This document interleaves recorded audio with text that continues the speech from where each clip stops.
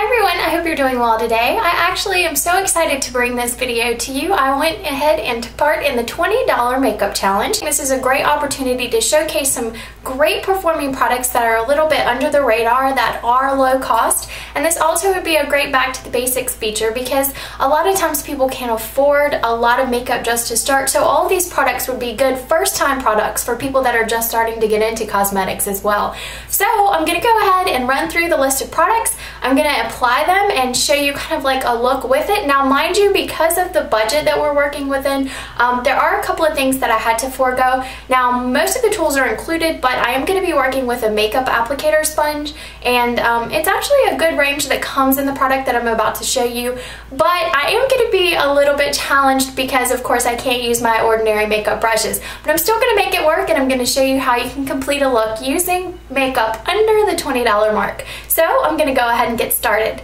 Alright, the first thing I'm going to start with is CG Aqua Smooth. This is by Covergirl. It's a cream foundation. This product right here ordinarily is $7.64. Now I had a $1 off coupon, but that is the only item in this entire thing that I did use a coupon on, and there's also a way to offset that for the $20 total. If you happen to have to purchase this at full price at $7.64, all you'll have to do is omit one of the lip products that I'll show you later in this video, and that would put you right back under the $20 budget if for any reason you don't have a $1 off coupon to be able to purchase this product.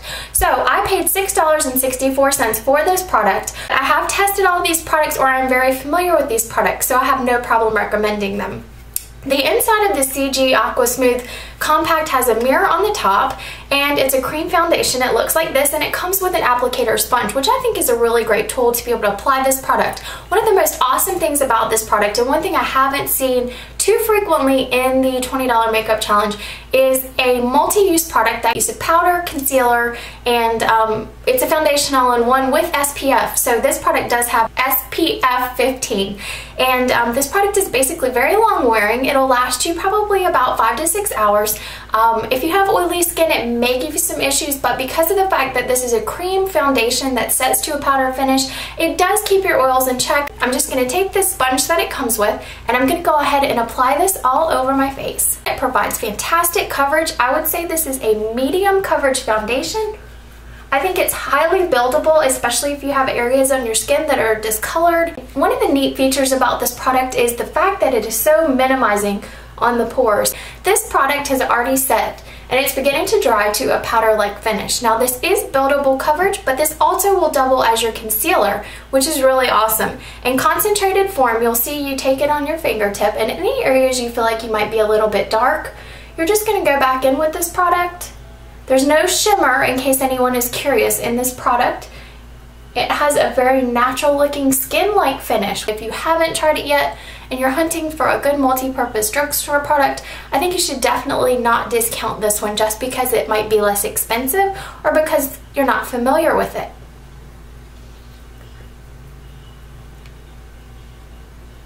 I'm just going to dab a little under my eyes.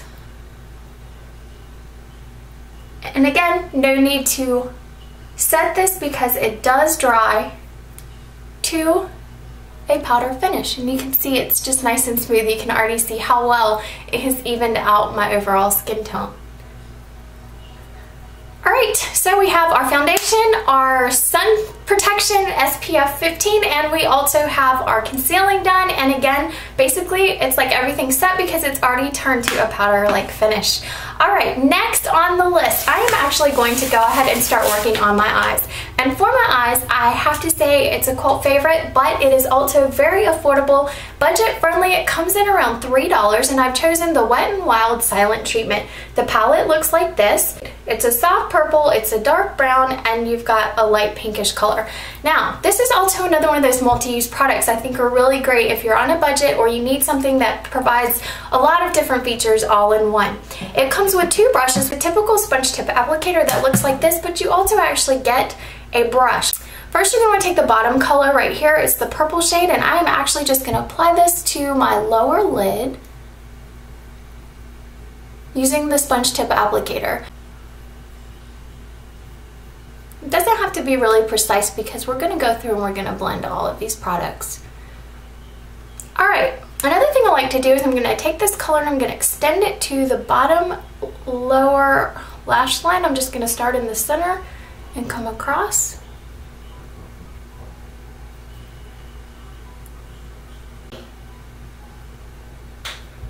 Alright, then I'm going to move in with my middle crease color right here.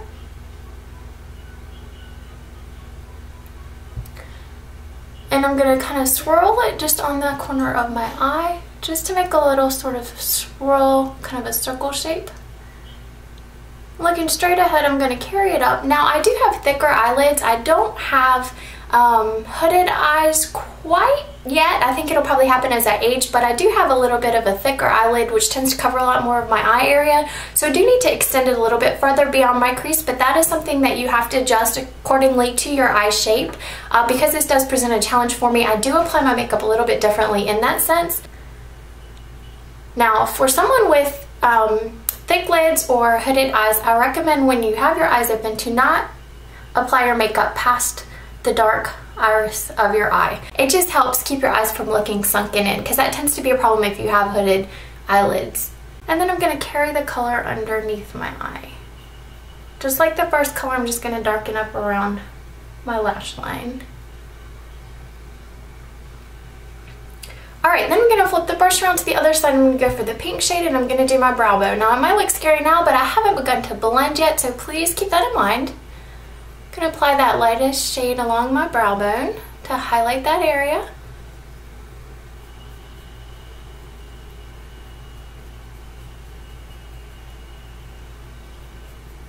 I'm going to carry it down a little bit into this hollow of my eye area just to bring some light to the area. I'm going to take a little tap of it, the pink shade, on my pinky finger, and I'm going to put it on my inner tear duct just to brighten up that area. Alright, now I'm going to take my brush, and this is going to pose as my blending brush. And in a windshield wiper motion, I'm just going to start taking all the edges and blending them out. This is going to take the harsh lines and just smooth those out really well. I'm just going to make sure all of my edges are blended really well. Now here's where you can use some creativity, because like I said, this is a darker shade. I can actually use this to just slightly fill in this area on my eye where I have some unevenness in my natural brow and some bare spots. So I'm just going to kind of use that to fill that in. And again, if you happen to have the Walking on Eggshells palette, you may want to go for that one. If you have a blonde or an ashy colored brow that you're trying to create, and that will also serve as your brow powder. And I don't want it too harsh, so I'm just going to blend that out just slightly with my fingertips. Alright, I've actually gotten some nice brow definition out of that. Take your brush and just lightly wet the tip of it. And you're going to go back into your Wet n Wild palette, into your center shade, or whatever is the darkest shade on the palette you selected. With your wet brush, you're going to take it and you're going to put it on the crease color, and it's going to sort of make like a foiled finish, and you're going to use that to actually line your eye. Staying close to the lash line, you're just going to want to take it and you're just going to run it along your lash line very carefully. And the water basically helps just make it a nice sort of a liquid line, which makes a great finish, especially if you are missing eyeliner, which I didn't purchase an eyeliner for this look, but I don't need it because I have this great multi-use product here. And I'm creating my winged out look just simply using the wet center crease color. Okay, now I'm just going to add a little bit more smudging out on the lower lash line. This is the NYC Sunny Bronzer. This is nothing new to me. I swear by this product. I have backups of this product. It's one of my favorite bronzers. And this one comes in at $2.74. It looks like this. It is a nice shade. I think it would be suitable for almost any skin type, especially fair to medium skin, but I think if you were a little bit darker than that, you could still build it to a nice finish. This is going to be the texture. There is no shimmer in this bronzer whatsoever. It is buildable. Now, one thing I'd like to say about this product and why I chose this instead of blush is because of the fact that I think no matter where you are, you can always chisel your face or your features with bronzer, but you can also use a bronzer as a blush. And the way that I apply that, and this is $1. This is my e.l.f. blush brush. It's an angled brush. It looks just like this. If you have a blush that comes out really pigmented and you kind of have a hard time working with it, this type of brush right here is just perfect for it because you can't really over apply when you have such a finely packed brush that just, it's very light. It has a light finish. But again, this is $1, still within my challenge. I'm going to swirl this into my bronzer, and I'm just going to go ahead and cut in on my cheekbone area, just to give my face a little, you can already see how I just kind of cut in a little bit on my cheekbone area. It just kind of defines this. Now when you do this, you don't want to come past the end of your eye, just because I think at that point you would start to just change the shape of your face overall, but I really think you can chisel and shade your features just by doing this. Alright, to continue to chisel my face, I'm going to just apply this around my temple area. And you can see, I think in my applying this, that this is just such a natural, nice shade that it's so buildable and you really can do so many things with this. You may just want to add a little bit to the sides of your nose, down the center, and just along your chin. I don't really like to do the whole carve out E3 all the way around, simply because a lot of times I think I don't like wearing bronzer on my neck, and I think if I chisel my cheekbones over with bronzer, it tends to just really define this, and it kind of almost looks like that look that people don't want to get where you get the line of demarcation. So I try to keep the bronzer just on the caps, like right along here. Back to this right here. The top shade is a beautiful light pink. I think you can see back here. This is a nice kind of a shimmery pink without too much glitter or anything, and you can just take a hit of this. Just take it and just lightly add this to the tops of your cheeks, and I think this will give you a nice little boost of pink and highlight. Just gonna hit the tops of your cheeks with that. And then I'm going to go along with the bronzer like I mentioned, and I'm just going to hit the tops of my cheeks with the bronzer too. So I've kind of created a faux texture without actually needing to purchase a blush. I think that you can you know, get a nice overall full face look without having blush.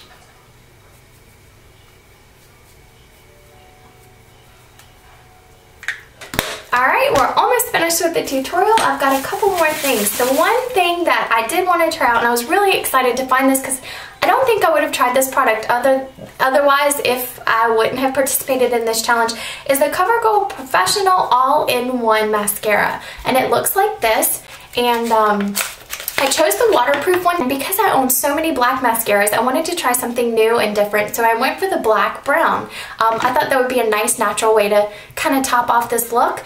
The bottle looks like this. I have tested this exclusively for, I think it's been 3 days now since I bought it, to check the longevity. I don't want to recommend something if it's not high quality, and I really do like this mascara to the point that I would probably repurchase this if I needed to, you know, in a pinch. I really do like it. The downside to this mascara would have to be the fact that it is waterproof. It's not easy to take off. You can wash your face with soap and water and you won't get all of the mascara off. That could be a plus for some, especially if you're looking for a long wearing mascara, but I would definitely not knock this mascara simply because it's only $4 and change. Highly worth it. The brush on this, it looks like this. It's a nice traditional brush. I really like it because you can get into the crevices and things like that. I'm also going to share another tip with you about this, and it's going to be kind of messy, so I'm going to kind of try and do this. But as you apply your mascara, if you don't have a eyelash curler to complete your look, while your mascara is damp, coating the bottom and the tops of your lashes, starting from the roots and wiggling up. Some people like to blink. Whatever method you like to do to get your mascara on, once your mascara is slightly dry or setting, it's going to get your fingers messy, but you take your finger and you push it against your eyes. You just blink. Hold it for a minute, kind of bend it so you feel like your lashes are bending, and this just helps provide a little bit of lift to your lashes. Makes your fingers messy, like I said, but if you don't have an eyelash curler, I think this is a wonderful alternative. It's not clumpy at all, which I really like. It is buildable if you want a little more drama, and I guarantee you if you had the black mascara in this, it would be so much more dramatic than this, but that is not what I was aiming for. Like I said, I have my black dramatic mascara, and I wanted to try something different because I really think the nice brownish color looks so natural, and it really defines the length of my lashes. I think you can see it really defines my lashes without looking clumpy, so I am very happy with that mascara.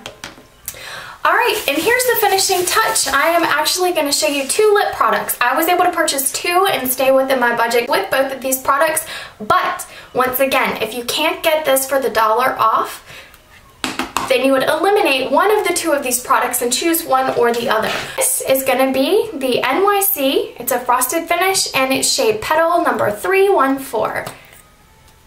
And this is the shade. Please don't mind my blinked mascara, it looks kind of gross. This is a beautiful kind of a frosty petal pink color. And this is going to be the Bon Bons Flavor Juicer Lip Gloss. I think these are so fun and they're actually really nice. And this is a pinkish shade and this is the color Strawberry. It's called Strawberry.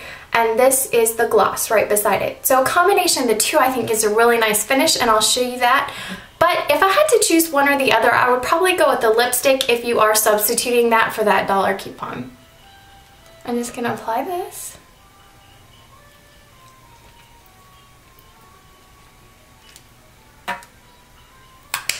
This gives a nice pink shade.